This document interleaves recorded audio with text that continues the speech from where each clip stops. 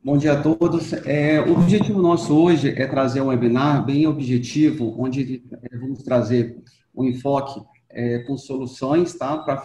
Com foco em fluxo de caixa. Então, o objetivo que nós vamos trazer hoje é a gestão trabalhista e todos os impactos que nós vamos ter, que podemos trazer dentro da gestão tributária, o que a gente traz de benefício para o fluxo de caixa. Porque a gente está bem claro que a ausência de receita, né, cria um impacto extremamente negativo no fluxo. E aí nós vamos contar hoje com o senhor Fernando, que é vice-presidente do Marcelo Tostes, do escritório Marcelo Tostes. Nós temos o doutor César, que é o sócio trabalhista, com o doutor Lúcio também, que é o sócio trabalhista do escritório, e o nosso convidado, Leonardo Sobral, que são multifranqueados do Rio de Janeiro, das marcas Leves, Boticário e Hering. Eu vou compartilhar com vocês um pouco do nosso combinado, tá? Até para traduzir para vocês um pouco a nossa objetividade que a gente quer trazer para vocês, em trazer um webinar de 45 minutos, e vamos trazer ações práticas que vocês podem voltar para casa e trazer uma operação de o que fazer, o como fazer e o quanto representa. Okay? Então, nós vamos começar agora às 8h30 e vamos finalizar às 9h15, tá? O meio de interação, você perguntas durante o live pelo e-mail gestãodecrise@grupolaces.com.br. E nós vamos ter uma segunda live hoje, de 17h15 às 18 horas, com o objetivo de responder grande parte dessas perguntas. Qual o objetivo dessa segunda live? Para que vocês possam ir até os contadores de vocês, aos advogados de vocês, consigam ter a visão crítica do próprio negócio e a gente consiga ajudar vocês na pontuação do que e como fazer, ok? Essa live vai ser disponível a partir de amanhã, durante 24 horas, nas redes sociais. E os slides que tiverem interesse, é apenas cadastrar no final o seu e-mail, que vocês vão receber também todo esse material, ok? Conforme falei com vocês, os participantes são aqui, eu, Daniel Lasses, CEO do Grupo Lasses, Fernando Drummond, vice-presidente Marcelo Tocha, César Passou, sócio trabalhista, Lúcio, sócio trabalhista, e Leonardo Sobral. Trouxe para vocês aqui algo que pode se tratar básico, tá? Que é uma visão de caixa. Então, nós, o Grupo Laços, já atendemos já há 18 anos empresas com foco em consultoria de gestão e consultoria de tecnologia. E na hora que a gente passa pela essa premissa tão básica, é algo que, quando chega no momento de crise, eu vejo tão raro de encontrar, que é uma simples visão de fluxo de caixa e o impacto que isso gera no negócio de vocês. Então, hoje a gente está falando de um custo, tá? Que a gente está falando de operação de 37%, tá? 19%, 23%. Em média, 30% da saída do fluxo de caixa de vocês. Então, o enfoque que a gente está dando hoje é para tentar ao máximo minimizar essa saída de caixa, que a gente consiga ter o maior incentivo a manter um quadro de pessoas estáveis, que consiga assim, não criar uma crise epidêmica ou uma crise social. Tá? E a gente vou passar a palavra agora para o doutor César e doutor Lúcio, tá? Que a gente tem como objetivo o quê? A represar o efeito da falta de receita de caixa nesse período de coronavírus. E aí eu passo a palavra para nossos advogados, doutor Lúcio e doutor César. Obrigado, Daniel. Bom dia a todos. Muito bem, a tarefa aqui não é simples. César, como já conversado, atuo nessa área há bastante tempo, nunca se viu uma crise assim, mas a gente tenta pegar o que já aconteceu de parecido, e a ideia da exposição aqui é pegar o que tem um pouco de mais concreto hoje do que saiu recentemente, das medidas provisórias, decisões judiciais. Ontem tivemos uma manifestação do ministro Lewandowski a respeito da MP 936, não dá para fazer de conta que não aconteceu. Só podia ter acontecido com mais do que 24 horas de antecedência, mas tudo bem. E o que eu vou tentar passar para vocês é mais ou menos o que está previsto na legislação. Isso quer dizer que tudo que eu vou conversar é livre de risco, é tranquilo, posso adotar, a porteira está aberta? Não. Isso não quer dizer isso. Você sempre vai ter, principalmente no âmbito do direito do trabalho, um certo grau de risco, uma margem interpretativa, nós temos questões de insegurança jurídica. O que é insegurança jurídica? É não necessariamente o que está na lei, se eu aplicar exatamente do jeito que está aquele dispositivo, aquilo ali vai ser dado validade, porque é uma ampla gama de outros dispositivos que podem ser aplicados E há também uma margem de indefinição jurídica. A lei não é clara, a decisão não é clara. Então, nós temos esses fatores aí. O que eu recomendo, que é a filosofia de trabalho que me parece ser mais adequada, e eu já tive a oportunidade de falar sobre isso na época que saiu a reforma trabalhista. Aqui o que eu vou passar é um pacote de ferramentas. O que eu quero dizer com isso? Cada empresa, cada empreendedor tem que pegar esse conhecimento que está sendo disponibilizado agora, está sendo debatido amplamente, a cada dia temos uma novidade, e tem que ver o que será mais adequado à sua realidade. E essa filosofia de trabalho vinculada a fluxo de caixa ele é o mais importante. Eu me lembro quando saiu a reforma trabalhista, que se discutiu o intermitente, pode ser uma ideia boa, mas vai ser boa para quem? Não necessariamente vai ser boa para mim, não necessariamente vai ser boa para o meu negócio. Assim como algumas medidas que estão sendo passadas aqui serão simplesmente inaplicáveis, e outras vão ser muito bem aplicáveis, mas sempre com uma análise jurídica um pouco mais aprofundada, um pouco mais complexa, com relação ao que está sendo tratado, para você ter clareza do risco, do tipo de ganho, do tipo de benefício que você tem, porque essa é a nossa realidade. A realidade do direito do trabalho brasileiro acaba sendo, embora tenha se buscado cada vez mais por todos os entes operadores do direito do trabalho, magistrados, procuradores, advogados, trazer segurança jurídica, os sindicatos, ainda se tem uma grande margem de discussão. Então, começando objetivamente, a primeira grande medida revolucionária que foi trazida pela crise, que é a medida provisória 927, o que ela acabou trazendo na sua essência? O foco dela acabou sendo algumas flexibilidades, algumas flexibilizações, ou do que a reforma trabalhista já tinha trazido, ou do que a CLT traz, numa tentativa de não necessariamente reduzir o ganho, reduzir rendimento. Na verdade, o grande enfoque dessa medida provisória não é reduzir pagamentos propriamente ditos. É sim você tentar trabalhar nesse período de crise, flexibilizando jornadas, flexibilizando atuações, para tentar reduzir aqueles custos indiretos, aqueles custos diretos. A medida mais emblemática foi o teletrabalho. Qual que é o ponto do teletrabalho nesse momento de crise? O que a medida provisória trouxe? Ela trouxe uma flexibilidade no seguinte sentido. Eu não preciso, nesse período de crise, ter uma negociação prévia com o meu empregado, com o profissional, para adaptar o teletrabalho àquela realidade. Eu posso comunicar por 48 horas. Essa é uma medida que, a princípio, ela não esbarraria em praticamente nada. Eu comunico em 48 horas, a migração para o teletrabalho, eu tenho 30 dias para fazer o regramento, daí sim, junto com o profissional, e sobre como vai funcionar o teletrabalho, quem vai fornecer o quê, como é que funciona isso. Evidentemente, é uma vantagem, porque você retira do estabelecimento aquele custo vinculado àquele profissional, você retira custo de deslocamento, mantém uma série de benefícios ao funcionário, a alimentação é o mais emblemático, embora nada impeça junto ao sindicato ser feita uma negociação diferente. E aí vem um ponto de destaque, a decisão do ministro Lewandowski, que eu vou comentar um pouco mais para frente, mas ela já vem numa linha que o nosso direito já traz, que é quanto mais próximo você tiver numa negociação sindical, mais seguro tende a ser isso, o que não quer dizer que eu sou obrigado a conversar com o sindicato para tudo. O teletrabalho é um exemplo disso. O segundo exemplo, que foi muito adotado, que é uma coisa que eu percebo que num primeiro momento da crise é o que acabou pegando, porque ele pode ser aplicável para todos os setores, é a antecipação de férias individuais. Então, qual foi a grande diferença? Enquanto a legislação me obriga a dar 30 dias de aviso, e há uma previsão de que eu vou dar férias quando eu tiver o período aquisitivo completo, ou seja, quando ele tiver direito ao período máximo de dias que ele vai ter, e não necessariamente serão 30, enfim, mas assim, a partir da medida provisória, eu tenho a possibilidade de, com 48 horas de antecedência, comunicar que haverá férias. E esses dias de férias que serão comunicados, eles podem ser inclusive além do que o empregado teria normalmente direito naquele momento temporal, e isso vai ser deduzido de quando ele completar o seu período aquisitivo. Uma vantagem de fluxo de caixa que veio com a antecipação das férias individuais é a possibilidade tanto de eu não antecipar as férias, o pagamento das férias, ou seja, eu vou pagar as férias no 5º dia útil do mês subsequente à sua concessão, como se fosse salário, então eu não tenho uma antecipação de despesa como eu tenho normalmente, eu tenho um fluxo normal de despesa e 1/3 pode ser adimplido até o pagamento da última parcela do 13º.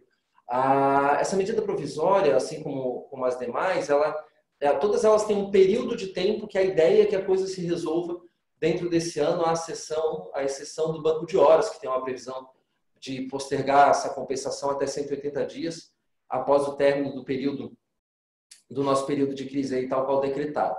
Há uma previsão também de concessão de férias coletivas, mas pela redução, pela própria sistemática que está na legislação, só vou pedir para o Daniel voltar a 2 slides, que está um pouquinho antecipado o que está na tela. Aí está ótimo, obrigado. Mais um, aí está ótimo, obrigado. A concessão de férias coletivas, ela na medida provisória, a única coisa que ela acabou alterando significativamente foi o prazo de concessão de 48 horas. Então, todo o resto, todos esses outros benefícios de caixa e de organização financeira estão previstos para fins de férias individuais. Então, o que tem se visto na prática é menos concessão de férias coletivas, no sentido típico da lei, e mais uma série de concessão de férias individuais concedidas coletivamente. Então, férias individuais concedidas coletivamente, nada de errado nisso, e acaba sendo mais prático. Uma outra tentativa também de você otimizar esse tempo, evitando gasto futuro e recuperação de mão de obra um pouco mais para frente, antecipação de feriados. Então, a antecipação de feriados civis, ela se dá por mera comunicação. Então, se eu quiser antecipar, considerar que o dia não trabalhado de hoje é 7 de setembro, eu teria que ter comunicado, claro, 48 horas de antecedência, mas fica um feriado. Isso me dá fôlego de mão de obra para frente. Os feriados religiosos dependem de acordo entre empregados e os empregadores, por se afeta uma coisa um pouquinho mais delicada, que é a questão religiosa propriamente dita. O banco de horas está numa discussão desde a reforma trabalhista sobre a sua flexibilização de implementação, a possibilidade de acordo individual, os limites do acordo individual. A sistemática de banco de horas que veio na medida provisória 927, ela faz sentido, que de novo é por meio de acordo individual ou coletivo, então flexibiliza a possibilidade de acordo individual com uma compensação muito posterior. Então, para quem tem, por que eu falo que são ferramentas que você tem que verificar a sua adaptabilidade a elas? Para quem não tem uma perspectiva de retomada de produção, de retomada de trabalho efetivo, a majorada pós-crise, talvez o banco de horas não seja a melhor solução, porque você vai ficar com crédito de horas que não vai ser utilizada. Por outro lado, você tem a possibilidade de flexibilizar escalas dali para frente, de flexibilizar uma série de elementos vinculados à jornada, rotina de trabalho, deslocamento, pensando na franquia especificamente, para quem tem mais de uma loja na mesma região, você tem como dar esse suporte interáreas e não há nada de ilegal nisso. Então, o planejamento do dia seguinte, ele também é importante nesse momento. Você tem que se preocupar com o seu dispêndio de caixa agora, mas também apostando numa recuperação futura que tende a trazer benefícios se você tiver essas ferramentas de flexibilização depois. Algumas coisas aqui são bem polêmicas, por assim dizer, né? Suspensão de exigências administrativas de segurança e saúde do trabalho. O que isso quer dizer? Que os treinamentos de medicina e segurança do trabalho ficam suspensos até um período pós-crise, são tanto isso quanto os exames ocupacionais periódicos, ressalvado a opinião do médico próprio. Então, o médico da empresa ele pode ressalvar essa suspensão, de novo, de análise com um caso concreto e com a realidade concreta, porque em muitas situações esses treinamentos não seria recomendável. O que a medida provisória trouxe para flexibilizar também essa possibilidade de treinamentos? Treinamentos à distância. Então, para aquelas situações na qual o treinamento é importante de ser realizado, e a maioria dos treinamentos é importante de ser realizado, o teletrabalho, né, a virtualidade está aí para dar vazão a isso. Isso, sinceramente, é uma coisa que eu espero que fique. Nós temos um país muito grande, muito extenso, municípios com poucas pessoas, pouca mão de obra capacitada, qualificada, e você ter a oportunidade de realizar trabalho remoto em segurança do trabalho, no que for evidentemente possível, é interessante. Diferimento do recolhimento do FGTS, então um impacto de caixa bem significativo. O que diz respeito a março, abril e maio, eu posso pagar em 6 vezes a partir da competência de julho. Então, tem um período aí de recuperação. Não é uma isenção, mesmo porque o dinheiro é do trabalhador, embora o governo trabalhe com ele. Esse dinheiro ele é efetivamente do trabalhador. Já, inclusive, algumas decisões isoladas de ações judiciais em que o trabalhador conseguiu, mesmo com um contrato ativo, sacar o FGTS. Isso não tem, em tese, impacto para a empresa, é um problema do próprio trabalhador com o seu FGTS, e a empresa vai ter que adimplir dentro desse período. Havendo rescisão do contrato de trabalho, as parcelas em atraso deverão ser quitadas. E aí, antes da gente fechar a MP 927 e partir para a próxima, duas observações. Ela foi objeto de análise liminar pelo ministro Marco Aurélio em algumas ADIs, em algumas ADIs. A ADI primeira que ele analisou é a 6342, então isso o Google disponibiliza bastante. Qual foi a decisão dele? A decisão dele foi o seguinte: olha, nesse momento de crise, nesse momento de pandemia, de estado de calamidade pública decretado, não parece razoável fazer uma análise que seja restritiva, que seja proibitiva com relação à medida provisória lançada antes dela ser analisada pelo Congresso Nacional. Então, em resumo, a decisão dele acabou sendo essa. Ele até fez considerações de que não vê de plano uma inconstitucionalidade perene na possibilidade de acordos individuais, até para a questão do banco de horas, enfim. Ele adotou uma filosofia de cautela, respeitando, por assim dizer, a medida adotada pelo Poder Executivo Federal, que, como dito até em várias situações, foi com a melhor das intenções. Não há nada na medida provisória, em nenhuma delas, que facilite desligamento. Então, todas as medidas vêm para tentar manter o máximo possível de empregos. Desligamentos naturalmente vão acabar acontecendo, já estão acontecendo. Tem empresas que não têm possibilidade de recuperação a médio prazo, então está adotando a filosofia: vou desligar agora enquanto eu tenho caixa, do que desligar daqui a um mês sem caixa. É uma decisão que tem que ser muito bem pesada, porque o desligamento implica num dispêndio de verba agora e que não faz parte do planejamento planejar não pagar. Planejar não pagar nunca é saudável. Então, temos que trabalhar com o que é possível. Podemos passar para a MP 936, que acabou sendo a mais polêmica, embora ela trate de muito pouca coisa, por assim dizer. Então, mas os pontos que ela trouxe são extremamente polêmicos. Então, eu trouxe a possibilidade de redução de jornada, e aí nós vamos fazer eu vou fazer um parênteses rápido.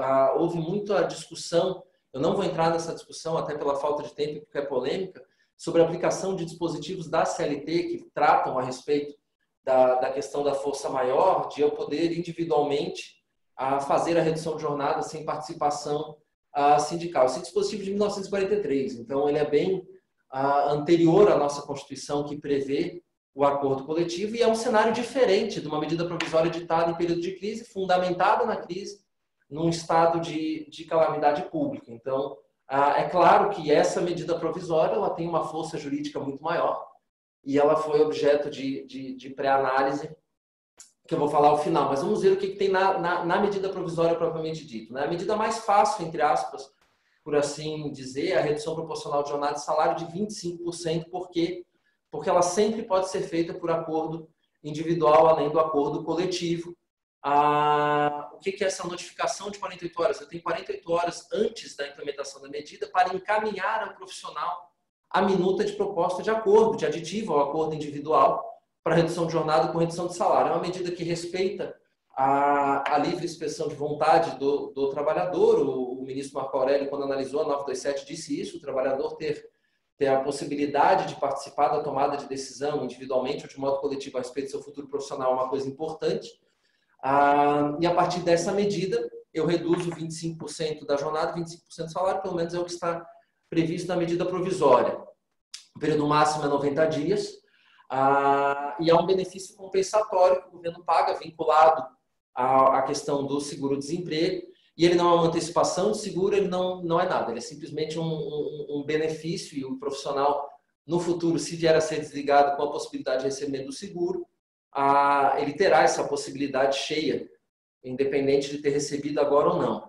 Começa a ficar um pouco mais complexo quando você pensa em reduzir a jornada em 50% ou 70%, as duas medidas estão previstas aí. Quando você tem quem recebe até 3.135 de salário, é a mesma ritualística, 48 horas de antecedência, eu encaminho um acordo individual para ele aceitar ou não. Para quem recebe acima de 12.202,12, que é 2 vezes o teto do regime da Previdência Social, e tem custo superior ao chamado hipersuficiente, que a reforma criou, é a mesma sistemática. Eu posso trabalhar com acordo individual. E para quem está nessa faixa, entre 3.135 a 12.202, somente por acordo coletivo, e em qualquer situação, acordo coletivo. O acordo coletivo de redução de jornada com redução de salário, eu sempre pude fazer independente da medida provisória, tanto que a medida provisória faz uma ressalva que acordo coletivo pode prever diferente disso. Mesmo prazo, 90 dias, benefício, parte da redução é reposta pelo governo nesse sentido. E as medidas, essas duas medidas, elas vão prever uma estabilidade específica, que é o profissional afetado por essa medida, ele vai ter durante o período de redução estabilidade no emprego, igual ao período após o período de redução. Então, é uma medida provisória, nesse aspecto, a medida provisória pode ser entendida até como superando o que já está previsto na CLT, que prevê essa estabilidade nos acordos que prevêem redução. Aqui é uma medida específica. Então, no meu entendimento, ela prevalece até sobre o que está previsto ali. E, por último, a suspensão temporária de contrato de trabalho, também previsto por acordo individual ou acordo coletivo, 48 horas de antecedência, período máximo 60 dias, fracionados em 2 períodos. É uma medida radical, é uma medida que mexe com o conceito de tempo à disposição. É bem interessante, porque quando você vai na Constituição, expressamente a suspensão do contrato de trabalho não está lá na Constituição. Em hipótese nem prevista, nem vedada, enfim, você consegue interpretar isso como redução de jornada, como nas previsões que regulamentam o banco de horas, redução de jornada, redução de salário, você consegue encaixar ali, mas explicitamente não está, o que não quer dizer que não seja discutível. Há uma diferença aqui para as empresas que tiveram faturamento bruto no ano calendário 2019 acima de 4.800.000, a empresa pagará 30% do salário do profissional durante o período de suspensão. Esse benefício não tem nenhuma espécie de incidência, não incorpora salário, não incorpora nada, e há que se manter também os benefícios pagos. É óbvio que é um alívio de caixa gigantesco, independente dele ser o ideal ou não, é claro que é um alívio de caixa gigantesco. O que o ministro Lewandowski disse na sua decisão liminar, de modo bem curto, porque o meu tempo é curto e ainda temos mais alguns pontos a tratar. Ele disse o seguinte: a princípio, uma vez que a medida provisória prevê a comunicação do sindicato, isso tem que ser interpretado do seguinte jeito: eu encaminho para o empregado, formalizo o acordo e encaminho para o sindicato. Tem um prazo de 10 dias para fazer o encaminhamento. O sindicato, no silêncio, é considerada anuência com o acordo. Se não, ele inicia a negociação. E o que restou em termos de indefinição jurídica e se não se chegar num consenso? Muito bem, se não se chegar num consenso, uma interpretação possível é de que vai valer o negociado diretamente com o empregado. Essa é uma interpretação perfeitamente possível, viável, defensável. Não é o que está escrito. Uma outra interpretação possível, uma vez que o próprio voto do ministro Lewandowski prevê a aplicação do artigo 617, se não me engano, da CLT, que diz que na recusa do sindicato em negociar, eu encaminho a negociação para ele teria 8 dias. Todos os prazos que concernem a negociação coletiva estão reduzidos à metade, pela força da medida provisória 927. O sindicato teria 4 dias para se manifestar. Não se manifestando, 2 caminhos. Eu posso entender como tacitamente aceito, como a conclusão do voto, ou eu posso entender que eu devo seguir a ritualística adicional do 617, que é provocar a federação por mais 8 dias. E enquanto essas respostas não vêm, o que eu faço? Enquanto essas respostas não vêm, a princípio, eu tenho o aditivo firmado e, a princípio, ele deveria estar valendo. Mas aqui estamos efetivamente num campo de insegurança jurídica e de indefinição jurídica. O melhor caminho acaba sendo o acordo coletivo, mas a partir do momento que você vincula algo ao acordo, uma das partes tem a força do não. E isso é bem complicado nesse período, é uma responsabilidade muito grande. E tirar totalmente a vontade do trabalhador, somente pela vontade coletiva, enfim, há uma discussão bastante. Nós temos algumas medidas já previstas na CLT, que algumas foram flexibilizadas com relação às medidas provisórias. Então, a possibilidade de suspensão de atividades mediante acordo coletivo, isso sempre foi previsto. A redução de jornada e redução proporcional de salário sempre foi previsto. Férias coletivas. O que nós temos aí são prazos mais longos previstos na CLT, flexibilizados pela medida provisória. Um dos elementos que nós temos ainda na CLT, a medida provisória ter sido revogada não alterou isso, é a possibilidade de suspensão do contrato de trabalho para realização de curso de 2 a 5 meses. Isso só pode ser feito mediante acordo coletivo com as regras ali previstas e adesão do profissional. Então, é diferente de um acordo coletivo padrão, uma vez firmado, é de aplicação geral para aquela categoria, ainda que manifestada a oposição em assembleia. Aqui não, aqui eu continuo precisando de uma validação por parte do profissional. Temos a questão da possibilidade de licença remunerada, que também não tem um regramento específico, mas é essencialmente o profissional ficar em casa por um período X, não há regramento nesse sentido, recebendo integralmente tudo que ele receberia como se trabalhando estivesse. Então, a medida é um pouco polêmica, é discutível o tipo de benefício que ela faz, ela tem um condão jurídico de passados de 30 dias, o período aquisitivo em andamento de férias, aquelas férias não se concretizarão. E, claro, teletrabalho, home office, mediante aditivo contratual na forma ali previsto. Nós temos agora umas medidas de natureza mais tributária, estou me encaminhando para o final, a redução à metade das contribuições sociais para o sistema S, até 30 de junho elas ficam reduzidas à metade. Não está aqui, mas a portaria 139 do Ministério da Economia, os pagamentos referentes ao INSS patronal das competências de março e abril seriam pagos em julho e setembro. E, claro, uma linha de crédito subsidiada pelo BNDES, mas ela acaba sendo restrita. Trata-se de quem teve receita bruta anual superior a 360 mil e igual ou inferior a 10 milhões. Então, como já dito antes, trata-se de verificação de uma adequação à sua realidade. Isso não esgota a matéria, evidentemente. A nossa live do final de tarde estará aí para tentar expandir alguns pontos que estão sendo tratados aqui. A preocupação nesse primeiro momento é colocar mais ou menos todo mundo na mesma página, com um panorama geral do que está sendo discutido, dos riscos pertinentes e das oportunidades existentes, né? A tomada de decisão ela não é fácil, mas pelo menos nesse período de crise tem surgido por parte dos atores principais alternativas legislativas, negociais, administrativas internas, para tornar a decisão de desligamento o mais distante possível, embora a crise, por vezes, torne isso necessário. Era isso, Daniel. Perfeito.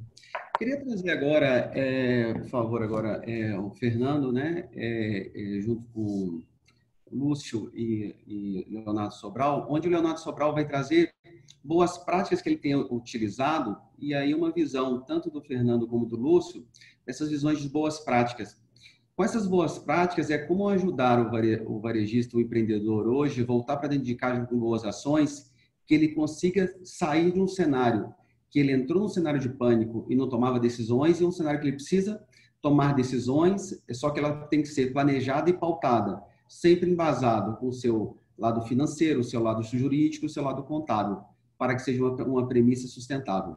Então, eu deixo com o Fernando, com o Lúcio e, na sequência, já com o Leonardo Sobral, para poder trazer essas boas práticas.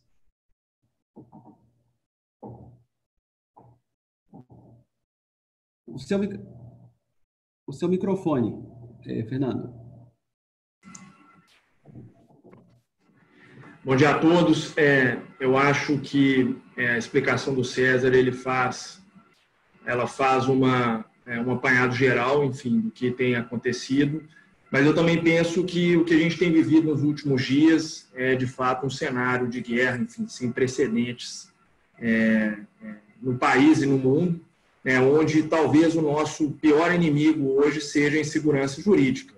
E por que insegurança jurídica? Porque, de fato, ela tem trazido muita dúvida e muita confusão, seja por ação ou omissão do governo, em tomar aí os caminhos necessários. O que a gente tem tentado fazer nesses últimos dias, e tem sido uma experiência exitosa, enfim, desafiadora, de fato, a gente trazer para os nossos clientes medidas mais práticas e pontuais, no sentido de tentar criar recursos para a recomposição do caixa, porque o nome do jogo hoje é caixa. A empresa que não tiver caixa, ela, de fato, não vai conseguir prosseguir com as suas atividades. Então, além de tudo que o César disse, Daniel, a gente já tem implementado, desde antes desse próprio episódio aí da Covid, enfim, do coronavírus, a gente já tem implementado algumas práticas no sentido de, dentro do jurídico e judicial dos nossos clientes, a gente trazer práticas, e medidas que efetivamente trazem dinheiro para o caixa. Muito da nossa experiência dinheiro imediatamente no caixa tem sido através das auditorias de processo, né, a substituição dos depósitos do seguro-garantia. Enfim, isso aí são medidas que estão previstas na lei, no próprio Código de Processo Civil de 2015, e que são medidas muito bem aceitas pelos juízes, né? O seguro-garantia hoje, ele é teoricamente muito barato, perto do custo do seu dinheiro que fica parado dentro de um processo judicial. E aí eu digo não só nas questões trabalhistas, mas para qualquer outro processo onde você tenha que fazer depósitos judiciais de qualquer natureza, seja um depósito recursal na área trabalhista, seja uma caução para discutir uma liminar no âmbito fiscal do direito tributário, seja algum outro tipo de garantia que você tenha que prestar até num processo civil ou empresarial. Essas medidas, de fato, parecem muito pequenas, né, muito rasas, mas quando se faz um apanhado geral em relação ao volume de dinheiro que você tem depositado hoje em processos Brasil afora, o que a gente tem encontrado aí é um cenário de descontrole não só do judiciário, mas principalmente dos clientes em relação ao tanto de dinheiro que eles já disponibilizaram na história deles para poder discutir certos assuntos em juízo, e quando a gente faz essa recuperação de valores, essa recuperação de depósitos judiciais, isso daí gera, de fato, um impacto muito positivo no caixa da empresa, principalmente quando a gente consegue, de fato, fazer a identificação e a substituição como seguro-garantia. Dentre outras práticas, a live é um pouco mais curta, a gente pode, depois, no segundo bloco, na parte da tarde, esgotar isso um pouco mais. Eu acho que a gente tem como dar outros exemplos também de como trazer para dentro da vida empresarial, do ponto de vista financeiro dos clientes, né, outras medidas que saiam do jurídico, né, um jurídico mais proativo e mais preventivo do que simplesmente um jurídico que ele é passivo, né, e meramente contencioso de ficar ali cevando e discutindo processos judicialmente. Perfeito. Agora eu queria, Lúcio, e para a gente encerrar com o Leonardo. Oi, Daniel, bom dia a todos. Na realidade, eu acho que a nossa palavra de ordem aqui tem que ser planejamento, né? Todas essas medidas que o César explicou, né, e esse planejamento também que o Fernando tentou colocar, né, tudo isso vem com prazos e formas muito próprios, né? Então, se a gente não tiver um planejamento muito certo de tudo que a gente vai fazer, das coisas que a gente pode fazer, a gente pode ter uma insegurança jurídica futura muito grande, né? Então, eu acho que todas as empresas têm que partir de um planejamento mais aprofundado, né, para escolher, de fato, qual a melhor medida para adotar nesse momento, né, de forma que consiga passar de uma forma menos prejudicial por toda essa crise. Perfeito. Obrigado. Leonardo, agora o objetivo é falar um pouquinho sobre você, suas boas práticas, o que você traz para o empreendedor, a velocidade que você tomou suas decisões, e falar um pouquinho, até porque o seu estado é um estado que sofre muito no Brasil, que é o Rio de Janeiro. Pessoal, boa tarde, bom dia. Meu nome é Leonardo Sobral, nós somos multifranqueados da Leves, Hering e Boticário, tá? Nós somos o grupo Esfera Multifranquias. E até o dia 31 de março, né, nós tínhamos 25 lojas abertas. Hoje só temos 24. E nós faturamos em 2019 94 milhões. E tínhamos uma previsão de faturar esse ano 110 milhões. Nossas lojas estão todas no estado do Rio, a maioria aqui na cidade do Rio de Janeiro. E a crise, quando a crise começou, né, nós entendemos que a crise ia nos afetar quando a OMS declarou a pandemia. A bolsa despencou e naquele momento, onde isso vai parar, né? O que a gente vai fazer? O que vai acontecer com a gente, né? O estado de pânico veio e a gente não pode entrar em pânico. Qual o melhor caminho? A gente montou aí um comitê de crise, pegamos os principais líderes da empresa, junto com a equipe de advogados, para que a gente não tomasse nenhuma atitude que fosse na frente acabar em algum processo. E o engraçado é que quando a gente montou essa equipe de líderes, né? Quando a gente pegou os líderes e montou essa equipe para tratar a crise,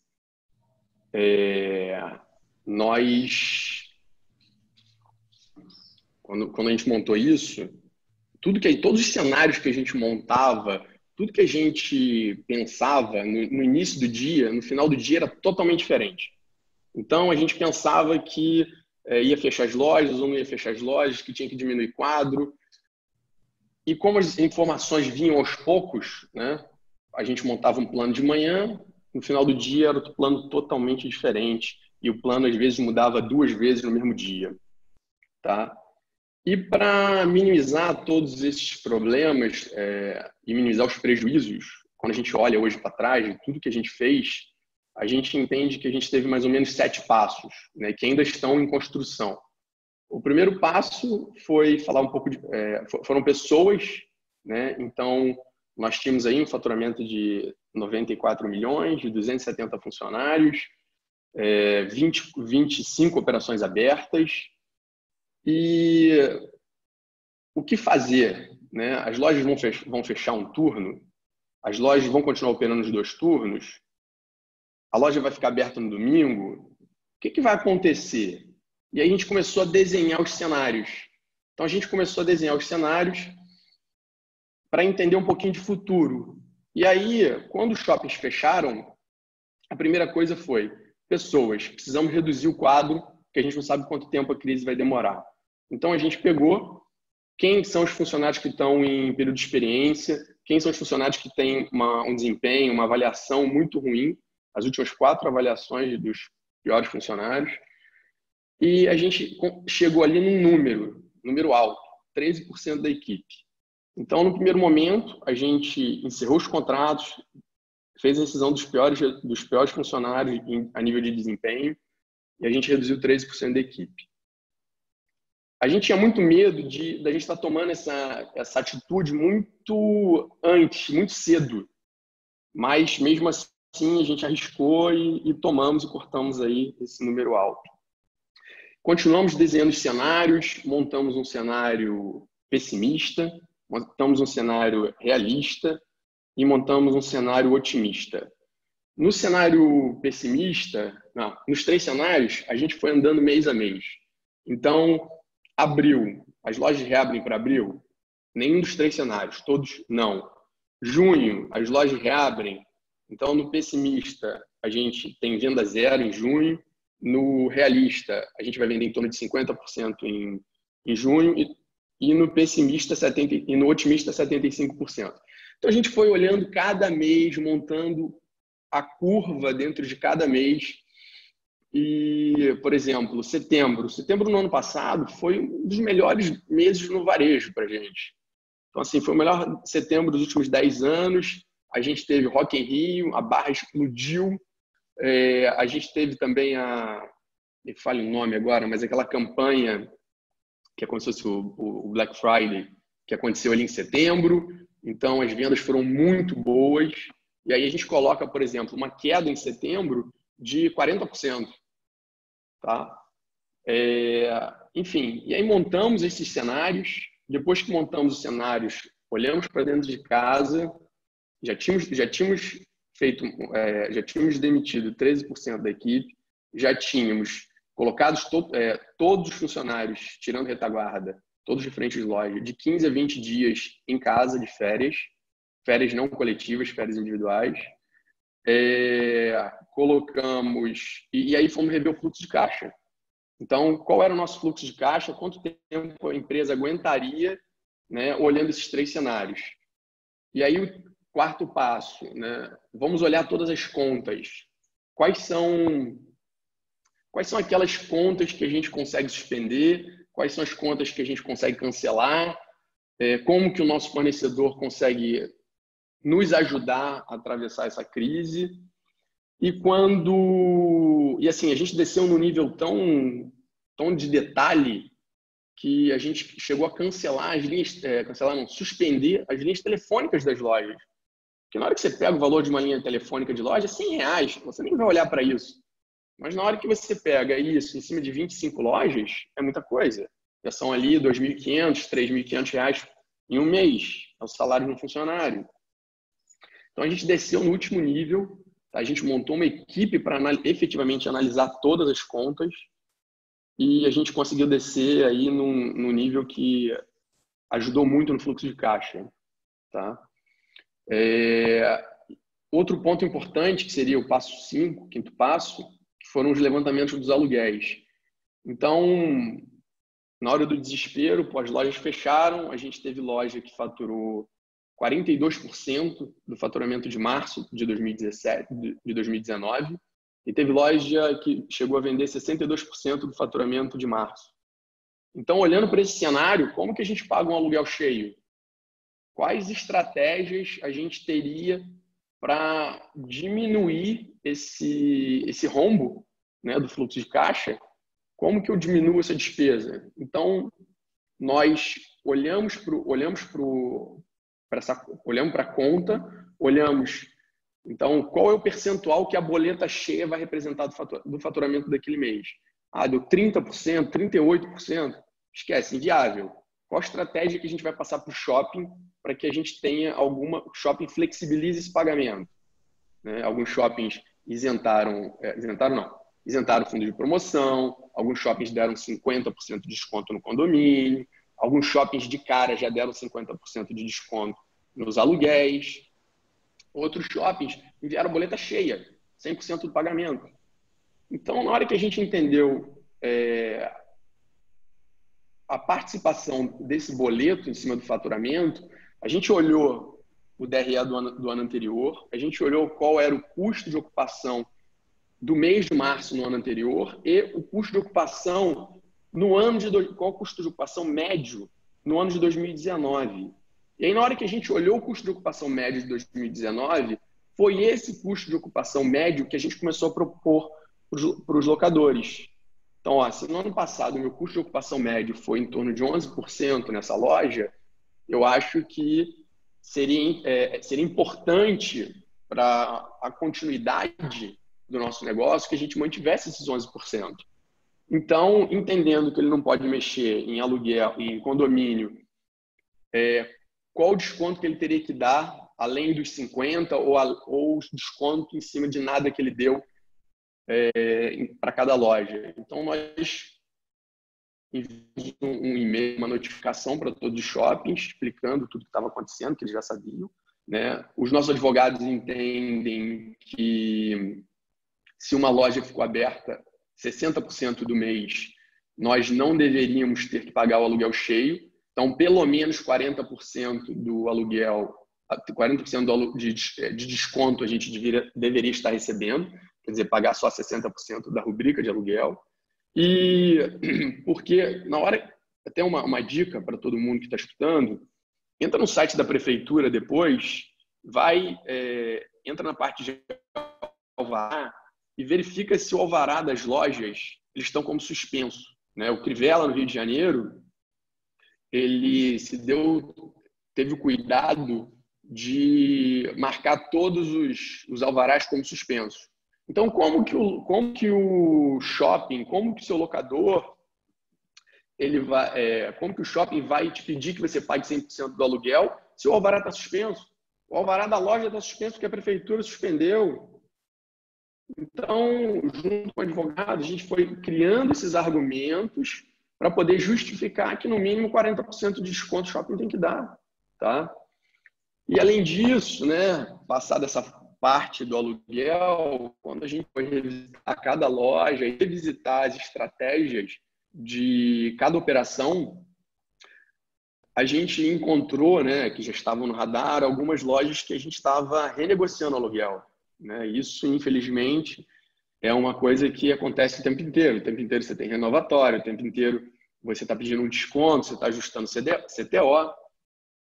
E nós temos hoje, né, duas lojas que nós entendemos que são lojas que a gente precisava resolver. Então, ou a gente fecha, ou o shopping dava um desconto.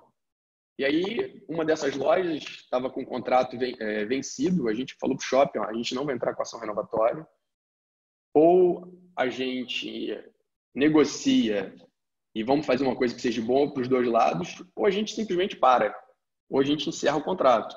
E aí a gente vem há 14 meses brigando com o shopping, tentando ajustar, tentando consertar. O shopping também não queria que a gente saísse, então ele também não nos notificou para que a gente fechasse a loja. E aí, na hora que veio a crise, essa loja a gente não conseguia negociar, a gente notificou o shopping dizendo que a gente ia entregar a loja.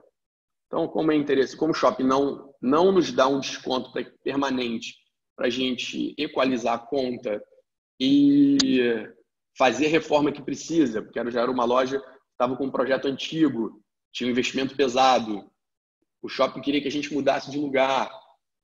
Então, na hora que a gente colocou na ponta do lápis a crise, todo esse ramp-up que a gente vai demorar para as vendas voltarem ao normal, nós entendemos nos cenários que a venda só volta 100% normal em janeiro do ano que vem. Né? Os funcionários já vão ter aí, por causa das suspensões, né? Essa até foi uma coisa que eu esqueci de falar, nós suspendemos todos os contratos, com exceção de alguns da retaguarda, que assim, ainda precisa uma pessoa para fazer os pagamentos, uma pessoa para rodar as folhas. Mas, voltando ali no... Nós estamos encerrando nosso tempo e está muito legal. Tá, então deixa eu dar uma acelerada aqui. Então, assim, a gente reavaliou toda essa parte de shopping, e aí quando a gente termina de avaliar essa parte de shopping, a gente volta, reavalia toda a parte de pessoal, tá? Dentro do cenário que a gente fez. Então, a loja vai abrir com volta, né? Como que o shopping volta? Como que a gente volta a vender? A gente volta a vender só com turno, a gente volta a vender abrindo nos domingos, como que a gente passa a ter mais eficiência. Então, assim, a gente pode colocar um gerente hub, né? Eu posso botar um gerente trabalhando em 2 lojas ao mesmo tempo para economizar. Eu posso botar o vendedor para passar a venda pelo smartphone e aí tirar o caixa. Então, a gente foi entendendo cada lacuna que a gente podia melhorar a operação para o futuro, olhando no ramp-up para o futuro e preservando o fluxo de caixa e as despesas. Tá? E aí a gente faz mais uma redução agora, né, de mais 20% da equipe. Então, a gente reduz aí 33% o nosso quadro. E para fechar, a gente enxerga que, por mais que o empresário vai ter que tomar algumas atitudes dolorosas, que é demitir funcionário nesse momento, que é fechar 1 ou 2 lojas, para poder, na hora que voltar ao mercado, na hora que a venda voltar, ele voltar mais forte. Ele poder pensar numa expansão, ele poder pensar em reforma. Tudo isso está em pauta. A gente precisa deixar com que o nosso fluxo de caixa esteja saudável para que isso tudo aconteça. Porque o mercado não vai acabar, ele vai voltar. E quando ele voltar, quem estiver preparado, quem estiver saudável, vai poder surfar uma onda e vai ter um crescimento exponencial. E aí, pessoal, o último passo é, depois disso tudo, revisitar o fluxo de caixa e refazer os cenários e as projeções. Acho que é isso, Daniel. Obrigado. Excelente. Aí, pessoal. Muito obrigado. Gente, para encerrar, tá? Eu queria colocar para vocês, nós estamos hoje à tarde, nós vamos estar concentrando todas as perguntas, tá, que tiverem durante o dia, então a gente deixa à vontade para enviar para os e-mails que a gente deixou já, então a gente volta às 17h15 colocando um novo debate, trazendo as respostas, tá? Amanhã nós vamos estar falando sobre gestão de tributos na mesma dinâmica, então trazendo boas práticas, o que fazer, como fazer, o quanto isso representa no seu fluxo de caixa, tá? E na quinta-feira a gente está falando sobre gestão de contratos, tá? Então a gente vai estar acompanhando na mesma linha. O nosso objetivo foi ser bem prático, tá? Preocupado com o tempo de vocês, o tempo que vocês estão dedicados e agradecer a todos vocês. O tema de amanhã a gente está falando com a sócia Camila Moraes e ela vai estar trazendo todo o tema, a parte de gestão de tributos, ok? Agradeço o Leonardo, agradeço o senhor Lúcio, agradeço o doutor César e o doutor Fernando. Muito obrigado a todos, tá joia? E um bom dia. Fico com vocês aí para encerrarem, gente. Ok? Tchau, gente. Bom dia. Bom trabalho a todos. Um abraço. Obrigado. Um abraço. Até logo, bom dia.